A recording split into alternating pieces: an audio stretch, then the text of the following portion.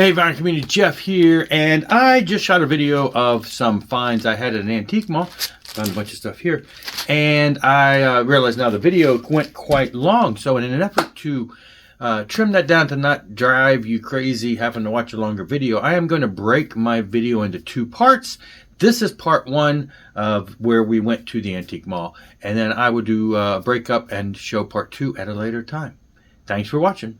Hey Vinyl Community, Jeff here again. Time for some antique store finds.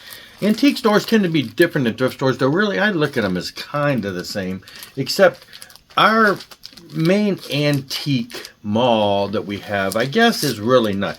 I mean, to me, a lot of stuff in antique malls are thrift story, but obviously not price-wise. Anyway, so the thrift store that we have we have a lot of thrift stores in our place, but we have an antique mall. There's mainly one in this immediate area, like literally, mile or two from my house, maybe 3 miles. And so we occasionally go there, and it's big. It's a big place. Lots and lots of cubes and vendors and stuff. And there are a handful of people that sell records, and the prices can be hit or miss, and the quality can be hit or miss. But at this antique mall, there is one staple, one store that has been there from the get-go. It seems it's a permanent location. It's got its own room, and they sell a lot of records and then a lot of stereo equipment. He's got a lot of analog equipment all over the wall and stuff. People come in there and you hear him. He's in the corner talking to people and showing them equipment, and they're testing speakers. And anyway, so it's pretty neat. But the main area of the floor is all these records. And so I go in there quite often, and they have, a lot of stuff. And the thing I like the most about him at this antique mall is that his prices are reasonable. It's not hard to find records for $4, $5, $6, $7, $8, $10, under 10. Now, he does have some that can be up there in price. But for the majority of the records, they're all under $10. They're reasonable, and they tend to always. Most of the stuff I've bought there has been in good condition, and I've bought a lot there over the years. And so we had some time. Now I normally will hit a couple other key vendors there where I have found some really good stuff that I've shown in the past. But on this particular day, I knew we weren't really killing time. It was kind of a quick pit stop, so I just hit that store, and I actually spent a little more time in that store looking further than I usually do, and I'm glad I did, so he's got a whole section. The whole top section of all these bins is like rock. He has like a little section for metal, which has not much in these. He has sections for punk, jazz, soul, soundtracks, things like that. But the whole main top section is just your typical rock, and I tend to hit through a couple of those. I have found some great stuff over the years. This time, my wife was in EyeShot. She was looking at something. She actually came into that room and went to another section where there were records, which I'm not even sure what those records in that other room were. So she looked through all of those and found a couple things, but I'm like, what exactly are those? Why are those over there and not over here? And I never did ask him why they're over there. They don't seem to be in any particular order. I don't know if they're fairly new items that just haven't been shifted. I don't know, but we found some stuff. Couple things that caught my eye that made me keep looking, and then I found some more. This was one of the first ones, was Saga. This is their 1987 album, and Saga, by this point, I don't know if there were any hits from this. Tonight I'm on the Loose is the song that was a big hit on MTV back in the day. I saw them in concert. Who did they open for? It seemed like they opened for might have even been Kiss or somebody. But anyway, so they kind of had a fairly big hit back in the 80s. It was always on MTV. By this time, I don't know if there were any hits from this album, but I've been picking up the Saga stuff from the 70s and 80s as I find it. And I've never really seen this one out in the wild. I tend to always see the earlier stuff that seems to be the most common to find out there in the wild. So when I saw this, I thought, cool, and I checked it out, and it was, it was in great condition. So I was surprised. Some of the stuff I found today, most of which was in 70s stuff, was in superb condition. This one was too, even though it was an 80s stuff. So that was one of the things that caught my eye. That I said, okay, I'm definitely going to buy this.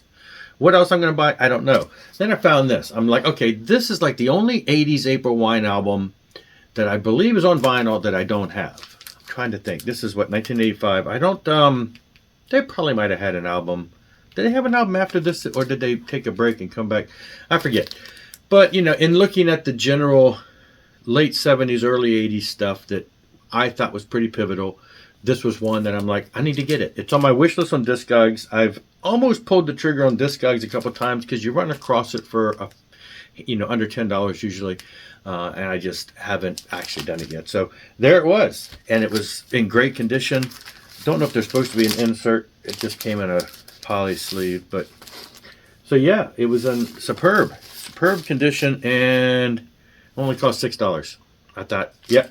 So those were the two that I was mainly getting, and then I just kind of started looking, and they have stuff that I almost picked up a Sweet album. You know, I'm like, I don't have but like one Sweet album, and they had one of those. They had only one. They had Street Level. They had like 3 copies of that I kept running across, but I'm like, why not? You know, nothing else. I couldn't find any of the other ones. It's funny because I'm like, wow. I mean, I didn't even know the band Prism. I keep seeing them. They're out there. Prism. I know they're apparently pretty good, kind of proggy at times. I've seen people show them. I've heard people talk about them. I want to check them out. I see the same 1 or 2 albums everywhere, but at this place I saw 4 or 5 albums. I'm like, I didn't even know, that I could probably come out of there with the entire Prism collection. But I kept flipping, and then I started running across. And they're not, the albums are not in any order. It's not alphabetical. So all of these are scattered throughout the collection. But I found the live April Wine album live at the El Macambo. This is 1977. So this is before, the big hits that really got them, fortune and fame, at least in the U.S.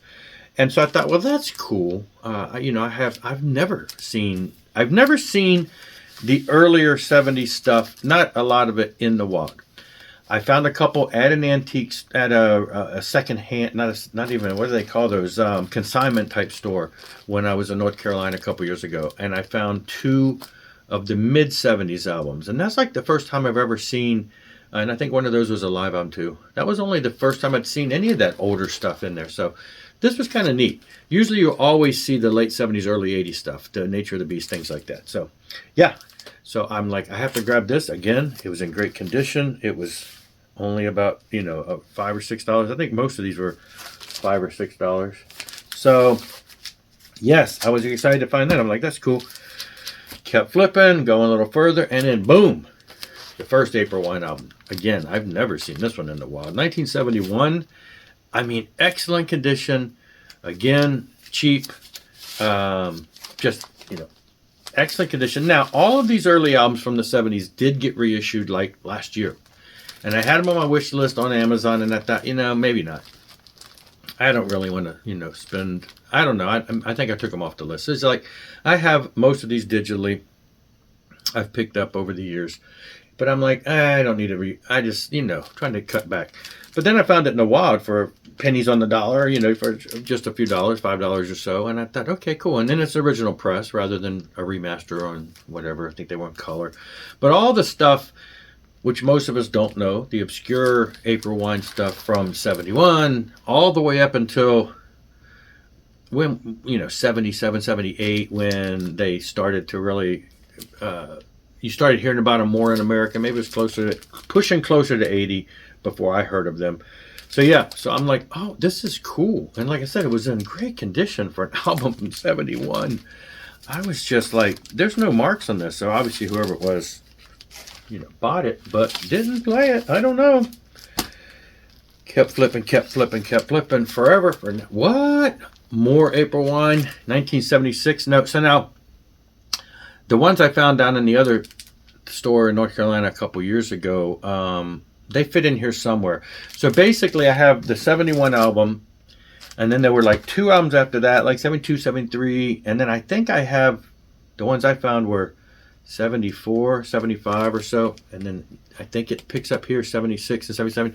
So in actuality, there's one missing in between there somewhere.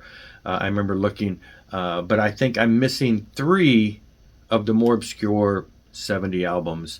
The second album, the third album, and the one with the blue cover with the the drawing on it, I think are the only 3 of that time period that I'm missing. And then I think I have pretty much completed that. So I kept looking, thinking, maybe I'll find them. Maybe somebody sold their entire April wine collection. But yeah, just some good, great classic rock of that day. So